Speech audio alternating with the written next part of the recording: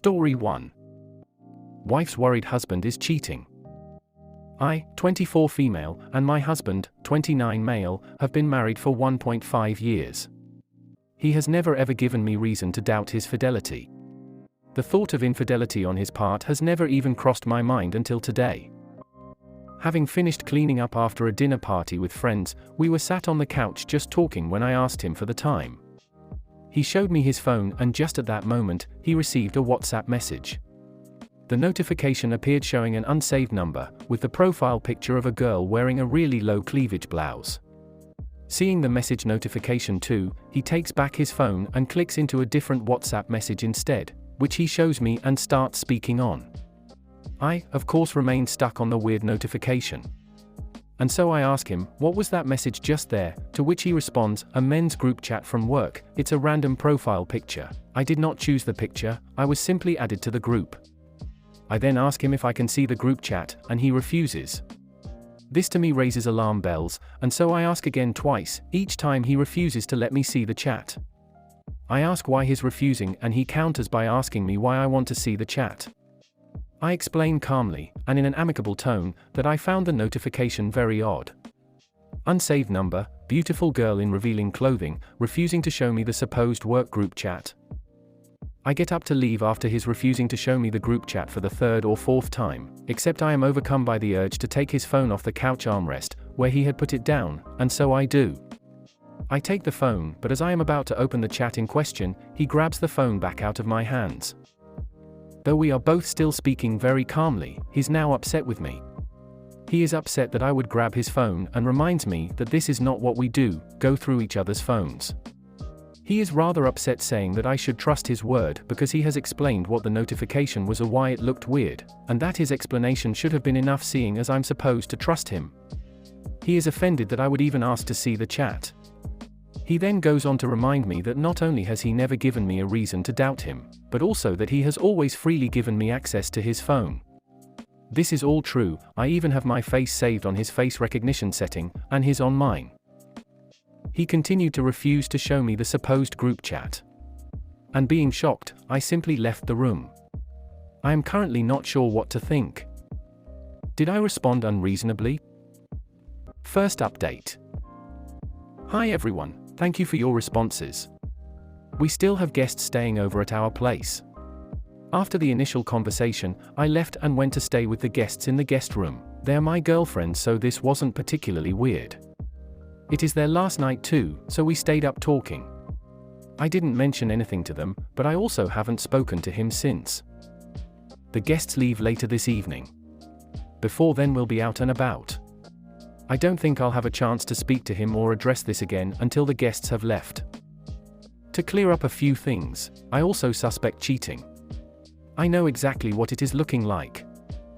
But yes, I was wondering if my grabbing the phone was unwarranted, exaggerated, and in fact a breach of trust in my part.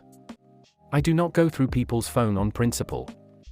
I have never done it, and I do feel like I have violated his privacy for doing that.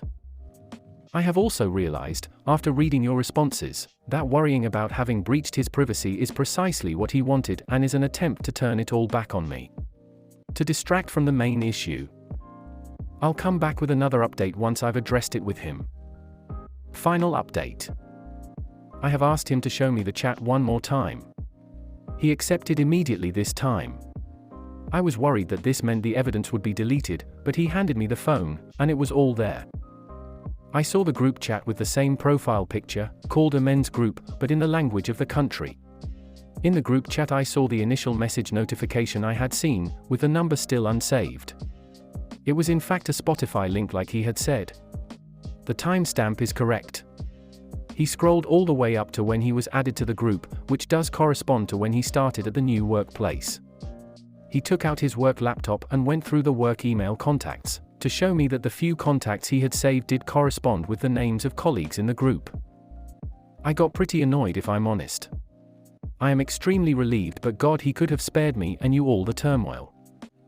I asked why he was being so damn secretive about everything then. It turns out he had a group chat with my childhood friends, and they were planning a surprise for me. Surprise semi-ruin now, lol, oops. You might all wonder why on earth I didn't think of that so close to Christmas, and that would be because we do not celebrate Christmas.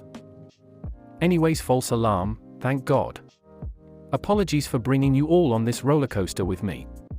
For what it's worth, you all helped me stay very calm and level-headed through the hours. If some of you are wondering why I did not turn to friends and family for advice, the answer is simply that I had no proof myself. I was unsure and confused by the situation, but still wanted to hear someone else's thoughts on the matter. The thing with relationships, I find, is that sometimes when you tell friends and family about conflict, you might then forgive him, but they might not. I try to avoid sharing our conflict and seeking advice unless until it is blatantly obvious that one of us is in the wrong. He is close to my friends and family, and I'm careful not to ruin his image in their eyes unless it is really warranted. Anyway, thanks everyone for your patience, for your advice, for your companionship. Story 2. Bride invites me to wedding and expects me to pay for venue. Haven't spoken to her in 2 years. So this friend I made in university and I were once close, until she got engaged 2 years ago and cut off all her single friends cause she's too good for single friends and can only now have engaged or married friends, according to her.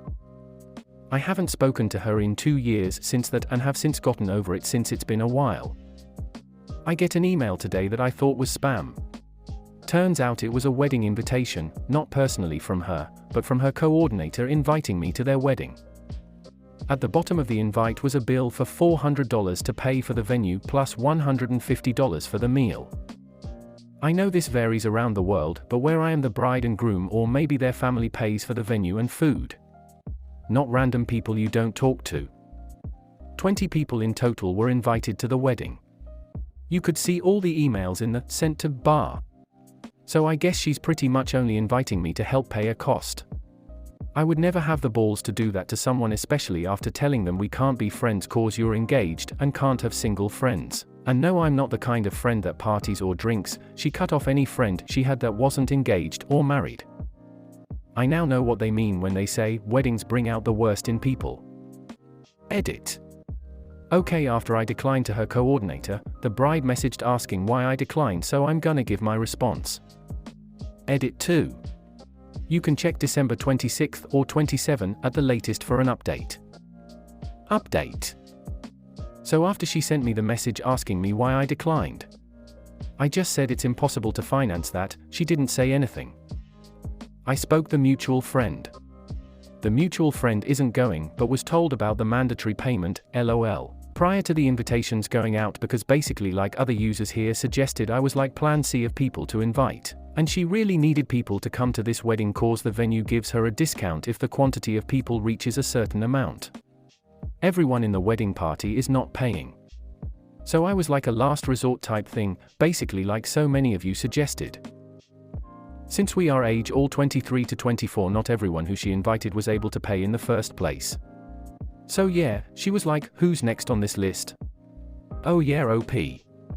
I guess she thought I'd forget about her reasoning for cutting off her fiends, but I don't. As for everyone wondering who the fiancé is, no one has met him, not even the mutual friend, but he was in charge of a club at our university and I've heard he's kind of a dick. So I guess she realizes like, you can't just cut friends off and send them that years later. That doesn't work. But she wanted to try her luck. He has a lot of friends as well, so I think his friends overshadow hers and she just wants someone there for her. But no, you cannot harvest and bear fruit from a tree you never watered. Story 3.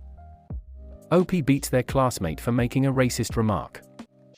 Okay, so for context, this classmate, let's call him Dave, and I used to be pretty good friends. We used to hang out and play video games together almost daily. Then something happened, he just became overly rude towards especially me. He would call one of my friends fat despite my friend telling him multiple times how sad and angry it made him.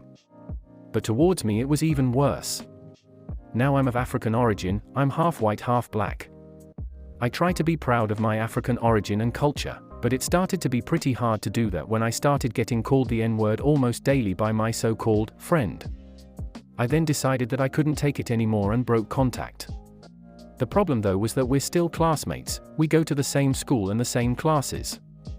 He then finds new friends, which were also my old friends, but that's another story. And together they make this sort of fucked up inside joke where they are pretending to be slave owners from the 1800s.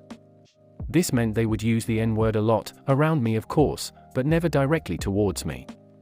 They'd also say some other deliberately racist stuff and no one seemed to care. They would make sure to say it as loud and as much as they could when I was around. Fast forward to today, it's the same thing. They used the N-word a lot, and still said a lot of other racist stuff. Fast forward even more to the first break of the day. I saw them and some of my other friends play basketball together, so I decided check out what they were doing. After standing there for a while chatting with friends etc. etc. So Dave then took the basketball and said, if I make this shot slavery will come back. He then makes the shot, turns around, and grins at me. I decide that I won't let it get to me and just walk away from there. Next period starts, I'm still bitter because of that joke he made. In this period, we get these measuring tape kinda things that we could keep. Next break, this is where it happens.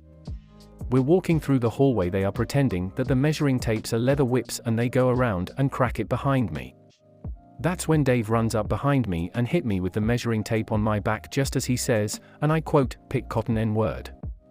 I turn around and hit him hard over the face, he falls onto the ground and I drop on my knees and continue hitting him in the face. He tried to grave my arms, but he couldn't. I think I got about 10 punches in him before I stood up and teachers came running. Now I don't know how bad I messed him up, all I remember is that he bleeding from the mouth and he had a small cut just under his eye. Now his friends and even some of my friends are calling me an asshole for beating him up, but I actually think he deserved it. I don't know right now, what are y'all's thoughts? Update. Sorry for bad grammar etc. English isn't my first language and this was pretty hard for me to write. So for those of you that have seen my other post about this, but for those who haven't I'll give a quick recap. So basically I beat up my classmate who was also my former friend for being racist towards me for about a year. He crossed the line when he pretended that a measuring tape was a leather whip and hit me on the back with it while shouting, "Pick cotton N-word." It led to me beating him up and leaving the school. So basically what happened was that both me and Dave, my classmate, were both suspended from school until summer break. Apparently I broke his nose and he also had to get stitches in his eyebrow. His mother heard about what happened and apparently one of my friends vouched for me and told the principal about what he said right before the fight. The principal then told Dave's mom and she made him come home to me after he was done in the hospital and apologize for what he said. Dave's family decided not to press charges for battery and my family also decided not to press charges for hate speech. Dave is obviously not sorry for what he did and still hates me to the core. He's grounded for the rest of summer break, or at least that's what some of my mutual friends told me. My parents weren't really mad, but they did make a point that I could have handled it better, but they still understood why I did what I did. Story 4, cheating ex, 28 female, texted me, 29 male, 6 months after breakup. What should I do? Trigger warning, emotional manipulation. Last year I discovered that my then GF of 1 year was using Tinder, and has cheated on me. We live together at the moment. Here is how the breakup happened. I confronted her in person, she kept lying to my face, until I just threw apartment keys at her and walked away. She then texted me with angry messages, calling me names and denying it. Later she acknowledged the cheating, but said that that guy meant nothing to her, and I am the jerk for fucking up the relationship. Later she came up with half-ass half apology for lying, said that she is in the wrong, but still tried to gaslight me that I overreacted and got the whole thing completely wrong. During these interactions I tried to act cold, tried not to show emotions, did not raise my voice, did not call her names, etc. But deep down I was exploding. And all these time I felt that all these words were left unsaid, she cheated on me and tried to guilt trip me in a very ugly fashion. And I really feel like I haven't stood up for myself. Now she's texting me. I haven't even opened the message, only saw it on preview. She's trying to look friendly, added smileys and stuff. I really want to tell her a lot of bad words to her. All that stuff that have been boiling inside of me all this time. I wrote it out in a text file, and it is a bunch of spiteful sentences, and it looks pathetic as I reread it, since someone would put so much energy into that text. I know it's coming from the bad place, but I feel like I was hurt really bad, and I bottled up my response. And now is my chance to lash it all out on her. If I won't do it, I feel like it'll keep on boiling inside of me. Is it even worth it to be the bigger man in this case? I am very confused now. I'd love to hear some thoughts about what should I do. Update. Wow, thanks for all the support and advices. I really needed someone with a cold mind to give me an outside opinion.